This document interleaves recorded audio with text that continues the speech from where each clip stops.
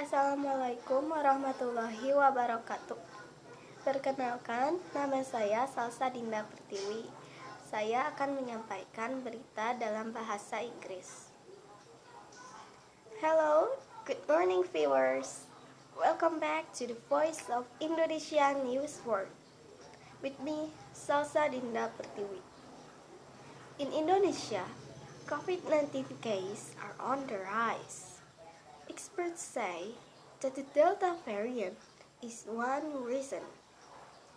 People who are not vaccinated against COVID-19 make up the most cases and deaths. Among fully vaccinated people, evidence shows a small minority getting breakthrough infection. In medicine, a breakthrough infection happens when a virus breaks through the barrier a vaccine provides. In parts of India, a second wave of coronavirus infection is causing the health system to fail. Overwhelmed. The capital city of Delhi has the highest daily case of infection. Hospital beds are full. Medicine and oxygen are on supply.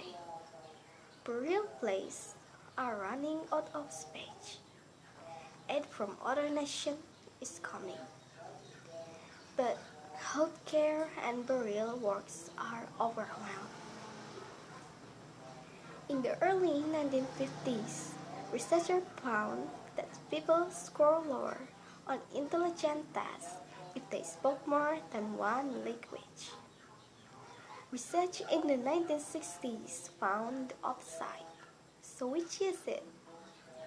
Researchers present their newest studies in February at the meeting of the American Association for the Advancement of Science. The latest evidence show that being bilingual does not necessarily make people smarter.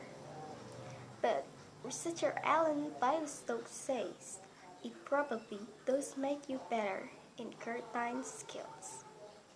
That's all today's news. I'm Shalsa Dinda Pertiwi and goodbye.